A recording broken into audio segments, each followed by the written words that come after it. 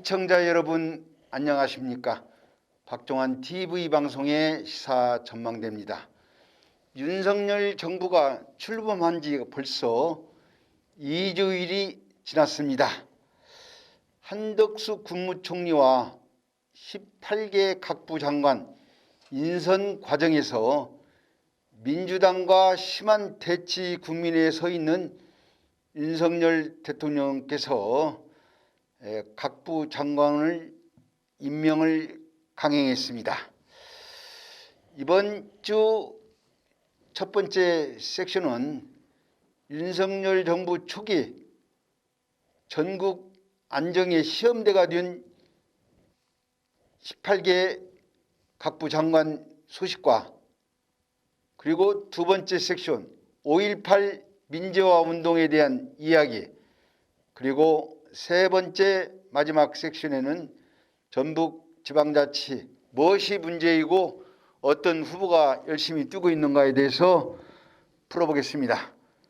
본방송 구독을 돕기 위해서 무료 서비스 구독, 좋아요, 알람을 눌러주시면 고맙겠습니다. 오늘의 첫 섹션, 윤석열 정부의 초기 내각 파장 어디까지 갈 것인가. 제가 오늘 마스크를 쓰고 온 이유는 지금 방금 선거운동을 지금 마치고 지금 돌아왔습니다.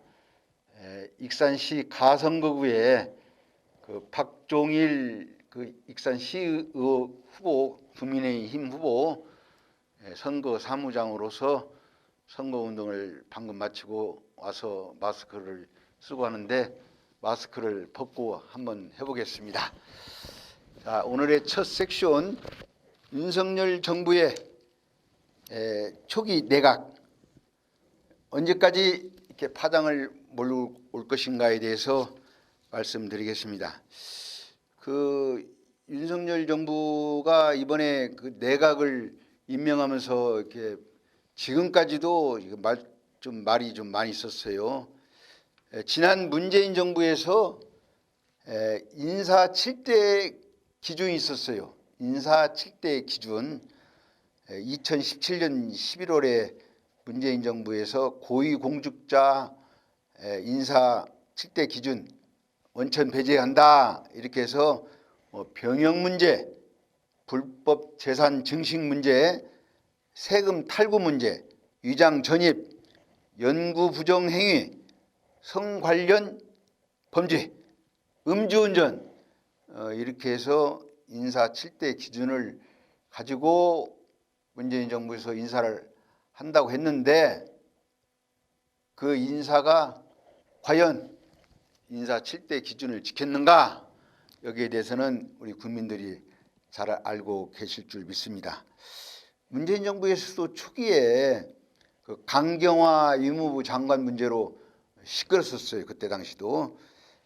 그때 당시 지금으로 말하자면 국민의힘 전신에서 문재인 정권이 원칙 없는 자기 사람을 쓴다, 챙긴다, 캠코더 인사다, 캠코더 인사, 캠프 코드 더불어민주당 인사를 쓴다, 이렇게 해서 문재인 정부에서 청문위를 통과 모든 장관 후보들을 34명이나 문재인 정부에서 장관으로 강행을 했어요.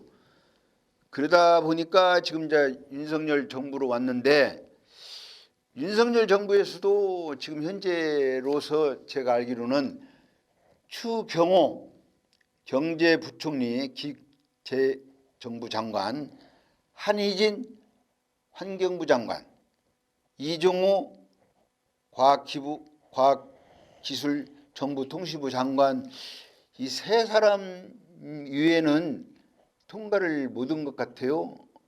그럼에도 불구하고 윤석열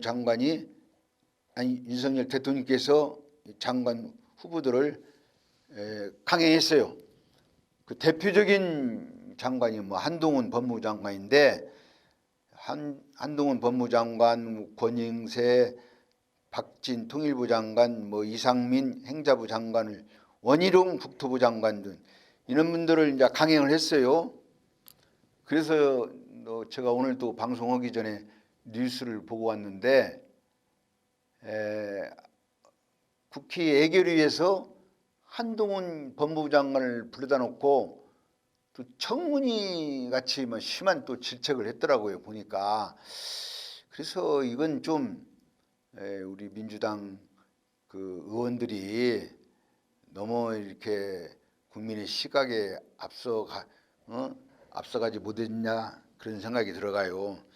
그 지난 청문회에서 얼마나 문재인 정부에서 준비를 못해서 이렇게 봉숭아 학당 같이 그런 코미디를 냈습니까? 그렇다면은 앞으로 국회에서 청문이나 이런 질의를 할 때는 정확한 연구를 많이 해서 정확한 팩트를 가지고 했으면 좋겠다는 생각이 들어가요.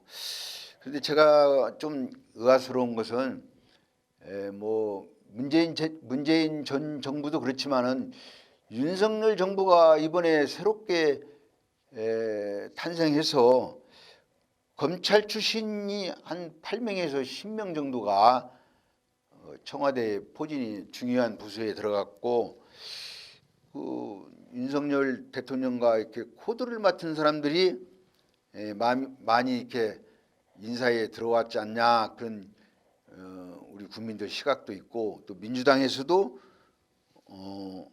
뭐 윤석열 사단의 검찰 장악을 위한 막장 인사다 이렇게 지금 얘기를 하고 있어요.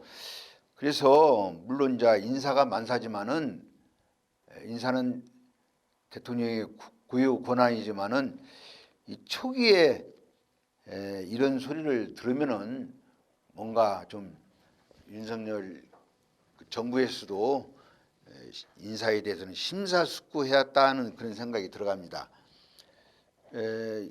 뭐 항상 그 인사를 가지고 여야가 싸우고 있는데 그 내가 볼 때는 그 측근 인사를 그 잘하는 것도 좋지만은 측근 인사를 중요한 부서에 배치를 하면은 꼭 탈이 납니다.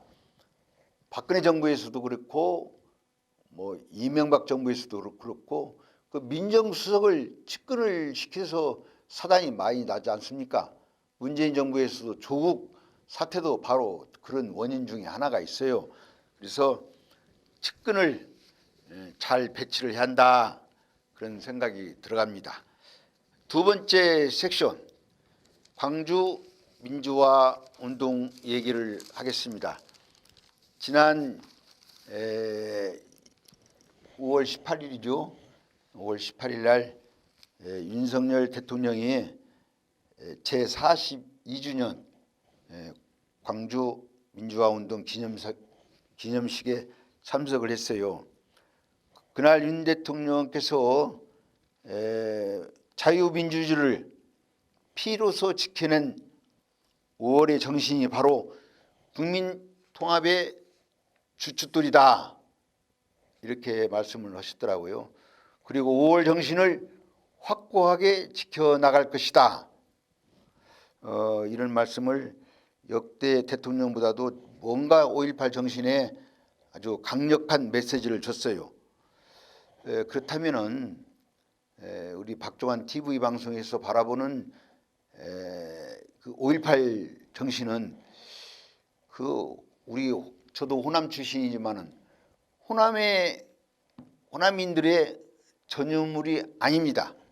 그리고 민주당의 전유물도 아니고 민주화 운동의 한 사람의 전유물도 아니에요.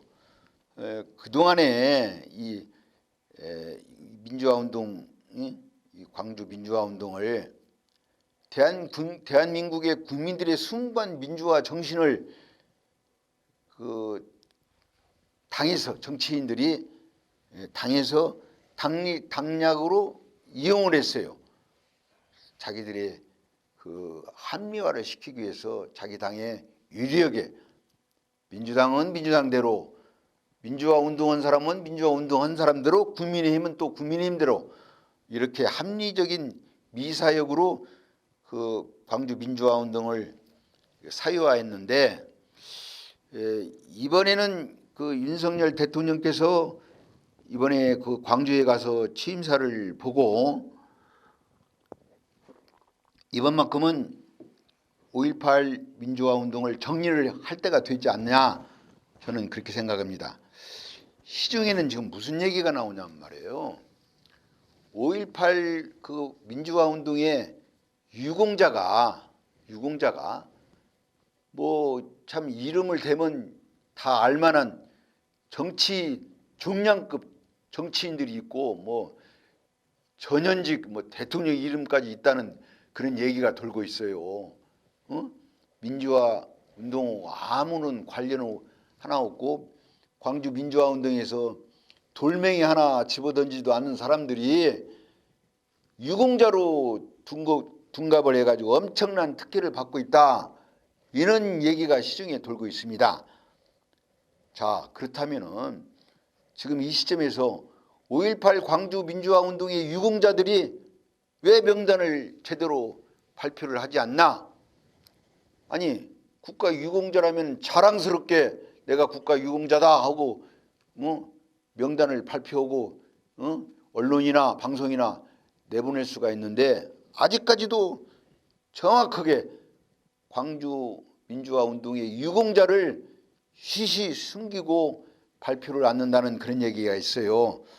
그래서 이번에 윤석열 정부에서 그 민주화 운동을 5.18 정신은 국민 통합의 주춧돌이다 이렇게 정의를 내렸다면은 유공자 이 문제도 확실하게 매듭을 쳐서 정말로 유공자가 아닌 사람이 있는가, 그런 사람이 우리 국민의 세금으로 혜택을 받고 있는가, 이런 몰상식한 정치인들이 있는가, 이걸 밟은 세고를 했으면 좋겠다는 생각이 들어갑니다.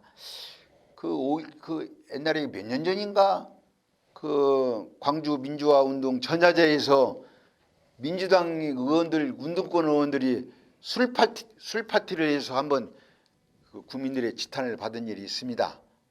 그래서 정말로 이 5.18 민주화 운동은 어느 특정 집단의 특정 운동권의 전유물이 아니고 우리 대한민국의 숭고한 민주화를 지키려는 그런 정신이라는 것을 다시 한번 말씀드리겠습니다. 그 민주화 운동 그 5.18 그 5월 18일이 돌아오면은 뭐 광주로 뭐 대통령을 비롯해서 보수 측에서 간에 만에 또 임을 향한 그 노래를 부르네 마네 재창이냐 합창이냐 이런 그 부질없는 이야기로 국민들을 현혹시키지 말고 제대로 5.18 정신이 우리 확고하게 우리 민주 정신이라는 그런 것을 개입시켰으면 좋겠다는 생각이 들어갑니다. 그리고 그 5.18 이 민주화 운동에 대해서 많은 그 역사가들이나 우리 시민단체나 국민들이 생각하는 것은 그 항상 그래요. 이 정치가 바뀌면은 편의에 따라서 5.18 정신도 이렇게 바뀌어지는 것 같아요. 예? 그래서 이번만큼은 5.18 정신이 바뀌어지지 않고 우리 국민들의 민주화 운동으로 승화시켰으면 좋겠다는 생각이 들어갑니다. 마지막 세 번째 섹션으로 들어가겠습니다. 이 세 번째 섹션은 이제 지방선거인데, 이제 지방선거가 이제 5월 19일부터 본격적으로 13일에 대장정이 들어가는데 제가 다 전국적인 그 지방을 다 말할 수는 없지만 이 서울 하나만 놓고면은 게임이 끝난 것 같아요. 왜 끝났냐? 그 민주당의 송영길 후보가 그 서울에 그 구룡마을이라고 있어. 구룡마을을 개발해서 시민에게 100만 원씩 환원해 주겠다. 이 민주당 의원들이나 민주당 후보들은 그 국민들한테 돈 나눠주는 것을 이걸 주특기로 알고 있어요. 응?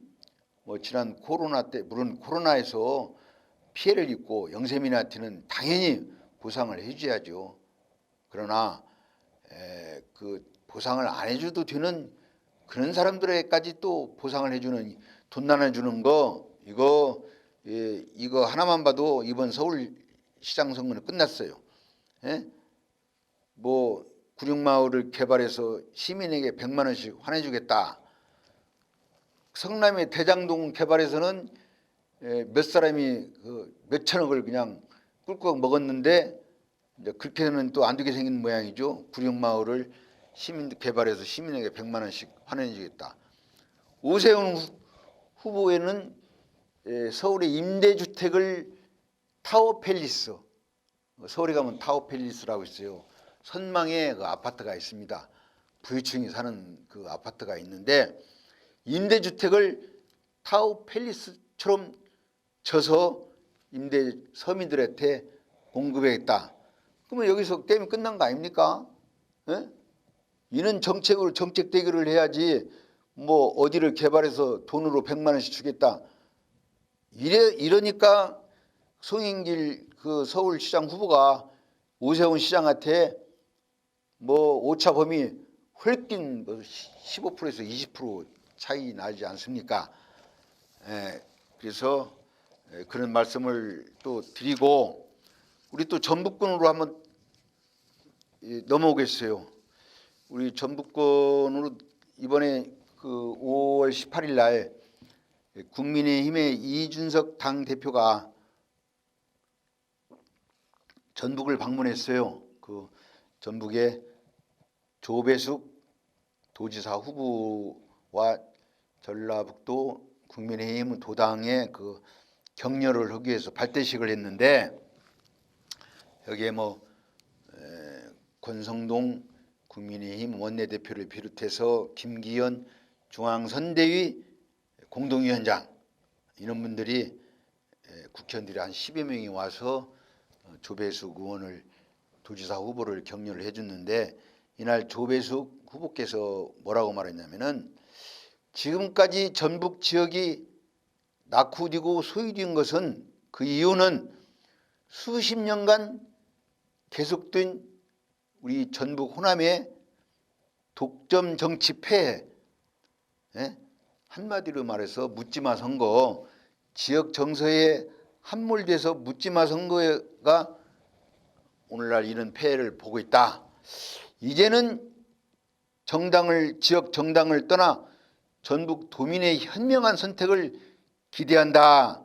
이렇게 우리 조배숙 후보가 또 말씀을 또 하셨더라고요. 지방자치 도지사 시장 선거 못지않게 전북 도교육감 선거도 있습니다. 그런데 전북 도교육감 선거는 지방 그 도지사 시장 선거에 묻혀서 그러는가, 국민들이 관심이 없어요. 이 도교육감 선거에. 지금 추세로서는 서거석 후보가 우리 전라북도 도교육감 후보로서 앞서가는 추세인데, 여기에 천호성 후보하고 김윤태 후보가 지금 추격을 하고 있어요. 그런데 그 많은 국민들이 그래요. 교육감 선거를 도대체 왜 하는가 모르겠다. 차라리 교육감 선거를 도지사나 시장 선거에 러닝매트 공천을 하지 말고 러닝매트로 하는 방법을 찾든가, 그렇지 않으면은 예전같이 그 관선으로서 그 집권당이 교육감을 그 뭐랄까 선출하는, 그 임명하는 그런 제도를 바꿨으면 좋겠다고 그런 소리를 해요. 이 교육감 선거, 교육을 가르치는 교육 제도가 선거로 인해서 엄청난 피해를 보더라고요. 그리고 교육감을 뭐 잘못 뽑으면은 이 차세대 그 학생들이 교육 이념이 그냥 바꿔져 버리더라고요. 서울시 교육도 그렇고 전북 교육도 제가 예전에 보니까 그래요. 그래서 이 교육감 제도는 우리 국민들이 볼 때 이거 잘못된, 뭔가 이게 잘못된 제도가 아닌가, 교육감을 뽑는 그 방식을 바꿔야 하지 않냐, 이런 생각을 첨부를 해드리겠습니다. 지금 그 전북의 도지사, 시장 빼놓고 광역 그 도의원, 시원이 236명이 있습니다. 지금 현재는 236대 빵, 236명이 거민주당이에요. 그리고 이 빵은 국민의힘은 한 사람도 없어요. 1995년 6월 27일 지방선거가 실시된 이후에 보수 정당이 우리 전북 지방선거에서 지역구에서 당선된 사람은 한 사람도 없습니다. 지역구에 당선된 사람은 뭐 비례대표는 몇 차례 있었어요. 비례대표로 지역구 말고. 지난 지방선거에서는 후보조차 내지 못했어요. 그러나 이번에는 우리 국민의힘에서 윤석열 정부가 대통령이 된 국민의힘에서 출마자가 31명이 나왔어요. 31명이 도지사 1명, 단체장 4명, 도의원 1명, 시군 의원 14명, 도비례 3명, 시군 비례 8명에서 총 31명이 국민의힘에 간판을 걸고 나왔는데 뭐 여러 그 전북도당이나 또 여론이나 또 기자들의 그 얘기를 의하면 또 우리 박종환 TV 방송의 시사 전망대에서 바라보는 전북 지역의 총 31명 중에서 제일 당선이 가능성 있는 지역이 어딘가 한번 조사를 한번 해봤더니 우리 익산시에 있습니다. 익산시에 시의원 그 가선거구에 사전 5기의 박종일 후보가 전북권에서 국민의힘에서 제일 당선 가능성이 있다, 이렇게 저는 판단을 하고 그런 소리를 많이 듣고 있습니다. 뭐 제가 국민의힘에 소속이 돼서 그런 건 아니지만은 이 전북권도 국민의힘이 지금 집권당이지 않습니까? 지금 여당입니다. 민주당은 의석은 많지만은 야당이고요. 그래서 이번 지방선거는 서울서부터 인천, 경기, 충청, 강원도, 경상도, 부산, 여기까지는 우리 국민의힘이 지금 유리한 고지를 좀 가고 있고, 전라북도, 전라남도, 광주, 또 제주도, 여기는 그 민주당이 약간 우세라고 그 언론에도 나오고 있어요. 하여튼 어떻든 간에 이번 제8위 전국 지방 동시 선거는 국민의힘 후보냐 민주당 후보냐 양자 대결로 판가름이 날 것이라고 저는 생각합니다. 그래서 우리 익산시도 민주당의 정은율 후보냐 국민의힘의 임석삼 후보가 얼마나 추격을 할 것인가, 여기에 포커스를 맞추고, 그리고 무소속의 박경철 후보와 무소속의 이명택 후보가 그 존재감을 살려서 얼마나 시민들한테 그 지지를 받을 것인가, 그걸 생각해보는 시간이 되겠습니다. 그리고 뭐 이제 끝으로 우리 익산시에 국민의힘이 나오는 그 후보들 그 지역만 몇 개 얘기하고 방송을 마칠까 합니다. 아까 초반에 말씀드린 익산시의 임석삼 시장 후보, 그 다음에 도의원 후보는 익산의 일선구구의 김민성 도의원 후보, 시의원 후보는 익산 가선구구의 사전 5기 박종일 후보, 전북권에서 국민의힘에서 제일로 당선 가능성이 있다는 후보입니다. 그리고 다선거구의 국민의힘 이진숙 이진숙 후보, 라선거구의 박선옥 후보, 아선거구의 김유빈 후보가 익산에서 국민의힘 옷을 입고 집권당의 자존심을 걸고 지금 열심히 뛰고 있습니다. 우리 국민의힘 후보들이 지역적인 정서에 민주당한테 많이 지금 뭐라고 할까, 민주당 후보들한테 열세지만은 이번 지방선거에 선전을 해서 좋은 성적으로 당선되는 후보도 나오고 또는 자기 뜻한 바 좋은 선거를 했으면 좋겠다는 생각이 들어갑니다. 시청자 여러분 어떻게 보셨습니까? 전국 제8위 동시 지방선거가 이제 한 10여일도 못 남았습니다. 우리 시청자 여러분이나 우리 전북 도민 여러분, 정당을 보고 선거를 하지 마시고 이번 선거는 지역의 인물, 정당보다는 인물을 보고 선거를 해주셔가지고 풀뿌리 민주화 지방자치가 꽃을 피우기를 바라겠습니다.